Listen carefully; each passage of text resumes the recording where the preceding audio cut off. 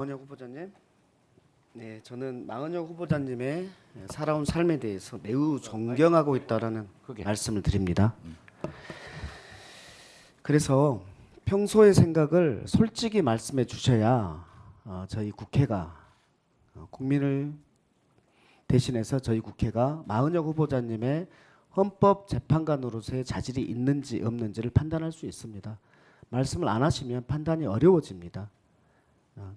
그런 측면이 있다라는 측면에서 말씀하시는 향후에 헌법재판관이 되면 심판할 내용에 대해서 어떤 의견을 비치는 것이 부담스럽다라는 지점들 이해합니다만은 또 국민들 입장에서는 이 청문을 하는 이유는 망은혁 후보자님이 헌법재판관으로서의 자질이 있는가 없는가를 판단하기 위한 것인데 계속해서 답변을 회피하시면 그 판단이 어려워질 수 있다는 말씀을 드립니다. 후보자님, 지금 이쪽이 비어 있죠. 네, 국힘 추천에 청문위원들께서 불출석하셨는데 왜 불출석하셨다고 생각하십니까? 그 자세한 내용은 제가 알지 못하고 있습니다. 망은혁 후보에 대한 비토이겠습니까? 아니면 헌법재판소 임명을 하면 안 된다고 생각해서 이겠습니까? 정확히 어떤 것일지 제가 크게 아는 바가 없습니다. 네, 좋습니다.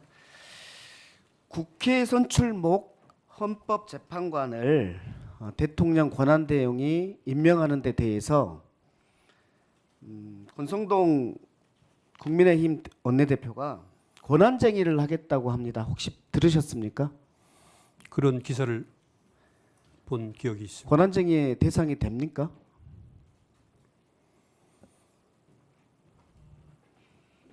그게 저와 관련된 문제이기도 하고 또 좋습니다. 권한쟁의의 대상이 되지도 않습니다. 법률적으로. 그러면 후보자에게 묻겠습니다. 헌법재판소에서는 임명 가능하다라고 밝혔습니다. 알고 계시죠? 그렇게 말씀하신 걸로 알고 있습니다. 네, 후보자의 생각도 동의하시죠? 대체로 저도 국회에서 적법한 절차를 거쳐서 선출을 한다면 대통령이나 대통령 권한 대행은 선출된 인물을 헌법재판관으로 임명하는 것이 적절하다고 생각을 하고 있습니다. 예, 좋습니다. 성공한 쿠데타는 처벌할 수 없다 이 말씀 들어보셨죠? 네. 예, 어디서 나오는 말이었죠? 12.12 사건과 관련된 예, 검찰이 불기소 검찰, 처분하면서 했던 말입니다. 네. 그렇죠? 그 광주 피해자들이 전두환을 고소했을 때 검찰이 불기소하면서 성공한 쿠데타는 처벌할 수 없다 이렇게 말했습니다. 그죠? 최근에 영화가 있었는데 서울의 봄이라는 영화 보셨습니까?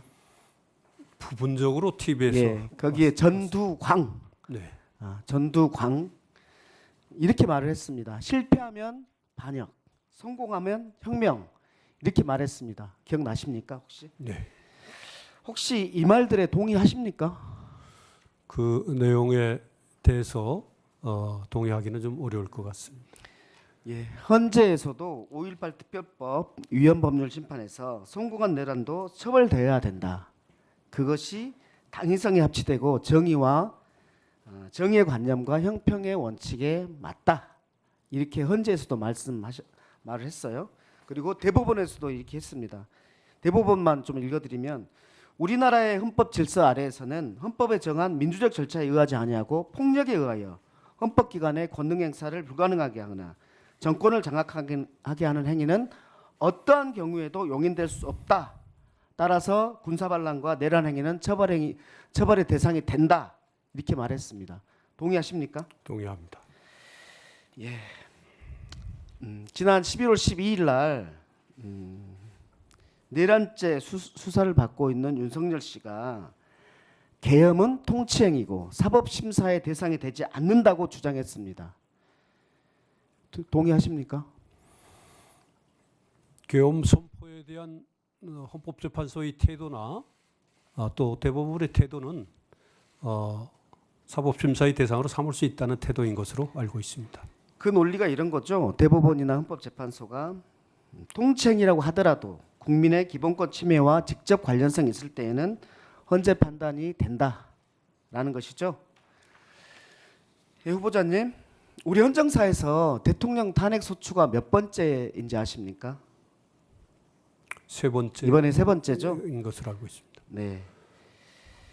두 번의 결정문이 이번 윤석열 씨의 탄핵 심판 결정에 주요한 판단 근거가 되지요. 네. 네. 노무현 대통령 탄핵 소추안에서는 기각됐습니다. 그리고 네. 박근혜 대통령 탄핵 소추는 인용됐습니다. 그 둘의 가장 핵심적인 차이가 뭐라고 생각하십니까? 탄핵이 되기 위해서는 파면할 만한 어떤 중대한 헌법적인 네, 법 위반이 있고 있어야. 법 위반의 중대성, 네, 이 사안에서 법 위반의 중대성으로 판단된 거죠. 그렇게 알고 있습니다. 예. 그 측면에서 봤을 때 소속 정당이 선거에서 승리하길 바란다라고 했던 노무현 대통령 공직선거법 위반 혐의, 그리고 재벌 대기업으로부터 막대한 돈을 권력의 비선에게 전달되도록 했던 뇌물죄 혐의, 그리고 이번에는 국헌문란 목적으로 국회 기능을 중단시키기 위해서 군병력을 동원해서 국회에 침입한 내란죄 행위, 어떤 위반이 가장 중대합니까? 그 각 행위를 비교하기는 좀 어려움이 있습니다만은 그 행위와 관련된 어떤 법정형이라 할까요? 그런 것들을 비교해 본다면 내란죄의 법정형이 가장 중하다, 그렇게 볼 수 있겠습니다. 네, 네, 하세요. 알겠습니다. 예, 다 1분씩 더 쓰세요. 예, 고맙습니다. 박근혜 대통령 탄핵 결정문에 이런 내용이 있습니다. 피청구인이 검찰이나 특검 조사에 응하지 않고 청와대 압수수색도 거부했다. 이러한 언행을 보면 피청구인의 헌법 수호 의지가 분명하게 드러나지 않는다. 이렇게 했거든요. 그러니까 이걸 보면은 파면 대상자인 대통령의 헌법 수호 의지 결여, 이 부분도 중요한 파면 사유로 보입니다. 맞습니까? 그렇게 볼 수 있겠습니다. 예, 그렇죠. 그러면 지금 윤석열 씨가 탄핵 서류를 보냈는데 수치를 거부하고 있습니다. 국가수사본부에 소환 통보를 불응하고 있습니다. 그리고 법원에 의해서 발부한 영장에 의해서 행해지는 정당한 공무집행, 대통령실의 압수수색을 경호처가 거부하고 있습니다. 이 부분들을 윤석열의 헌법 수호 의지가 결여되었다라고 부르는데 후보자의 생각은? 1분 더 드리세요. 헌법 잠깐만, 이 부분 다시 읽을게요. 그러면 윤석열 대통령이 탄핵 서류의 수치를 거부하고 있고 국가수사본부의 소환 통보를 불응하고 있고 법원이 발부한 영장에 의한 정당한 공무집행인 대통령실 압수수색을 경호처가 거부하고 있는데, 이 부분이 피청구인 윤석열의 헌법수호 의지가 결여되어 있다고 보는데 어떻게 생각하십니까? 헌법 수호 의지와 관련된 말씀해 주신 헌법재판소의 결정을 존중하고 있습니다. 다만 지금 말씀하신 구체적인 사안과 관련된 그것이 헌법 수호 의지의 결여로 평가될 수 있느냐 그렇지 않느냐 하는 것은 결국 탄핵 심판에서 신중하게 검토돼야 할 그런 문제로 보입니다. 아까 말씀드린 그런 취지에서 구체적인 말씀 드리지 못하는 것을 널리 양해해 주십시오. 네, 추가 질의하겠습니다. 고생하셨습니다. 민병덕 의원님 수고하셨습니다. 역시 정치학과 출신